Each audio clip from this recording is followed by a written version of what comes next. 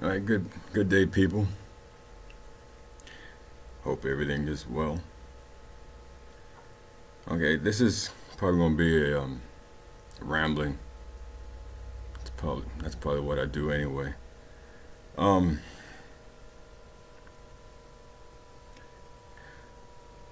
I come to a very profound question. How can I save myself when I know nothing?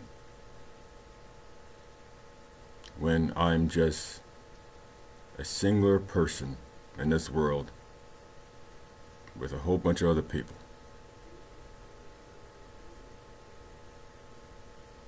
I can reasonably predict the results of my actions. But ultimately, that came from something else beyond me. For example, my parents, their parents. The only reason I'm here is because of thousands and thousands of people.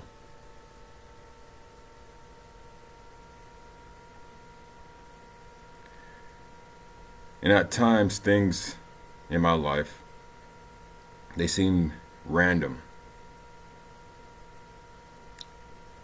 In all appearances, it results in just no control whatsoever.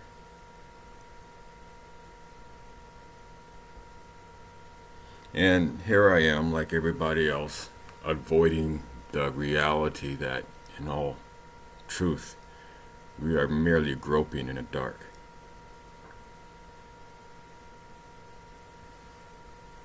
What came before me is my wonderful mother and father, and then those that came from them, that they came from.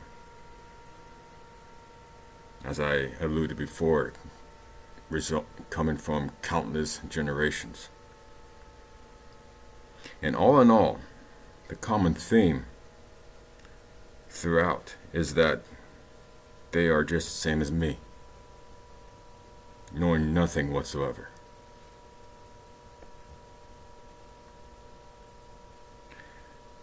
From the very beginning, in accordance with various sources, one namely the Bible, there has been this event called the fall. Our ancestors partook, or some ancestors partook of the tree of the knowledge of good and evil. Now, on a side note, there's strong evidence that that was a sexual act. As such, I will deem this to be the event that we got introduced to rationalism, i.e. the tree of the knowledge of good and evil. In our society and interpersonal relationships, we use various conceptual ratios to come in terms with our actions. We merely say some actions are bad and some actions are good. And we water down some, make it feel alright. In such rationalisms, we create philosophies and theologies and believe that we have the truth. We spread this truth with the backing of militaristic fervor. Disorder and conflict results, and yet in our experience, if we are sincere, we still don't know nothing. We are powerless in our egotistical pursuits.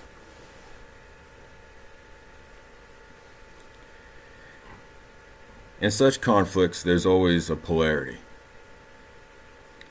Polarity results in cyclic change, like a pendulum moving back and forth. This back and forth creates a sine wave. This sine wave in 3D is a circle that collapses and expands, then offshoots in spirals. In respect to this, you will see that polarity is prediction, a Hegelian dialect. That is from this guy with the last name of Hegel. certain agendas can be the force of rationalization, the catalyst of it. So what is the dynamic of above and in respect to certain beliefs? Look, I guess there's going to be a little wordplay here. Jesus Christ, the Messiah, is the anointed. When you anoint, you rub oil on the skin, pour on the head, or whatever. There is friction in rubbing. Electricity is friction, that which produces a charge. In transaction, you are charged an amount of currency for a product. He died for the world as a ransom. In this charge, you come to a balance. This is the point of reset, when the cycle begins anew. Like AC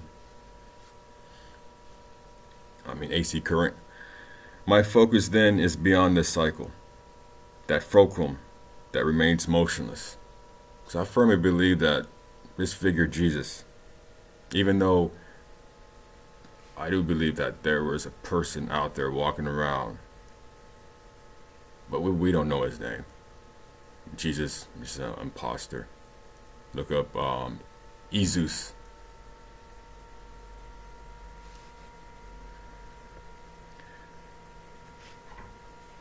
When Jesus the Savior and Lucifer the deceiver are linked by the morning star, there is confusion.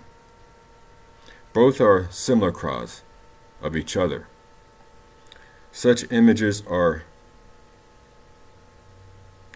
anathemas of the one truth, that there is only one.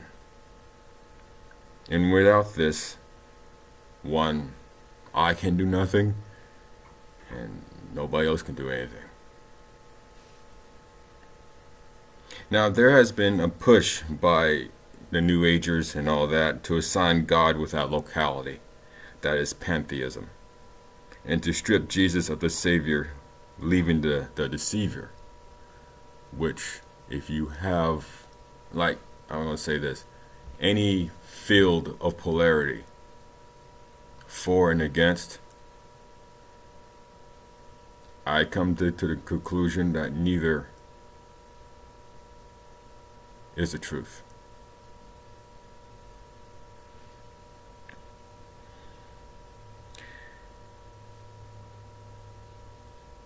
So, beyond all this, there is one that does not change, but is balanced, and through that balance is the Savior, which is the Most High by himself. He doesn't need anybody. What has Jesus done to the indigenous people of which the ancient Hebrews are part? If you think about that, there is a lot of meaning into that. A lot of meaning to that.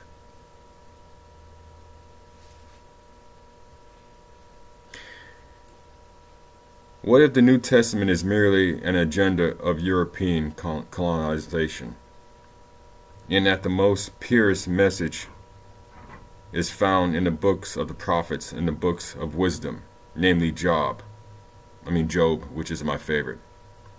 It's just a question.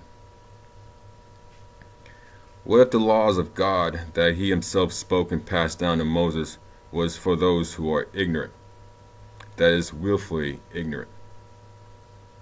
How many times did God warn people to follow his laws or there would be calamity?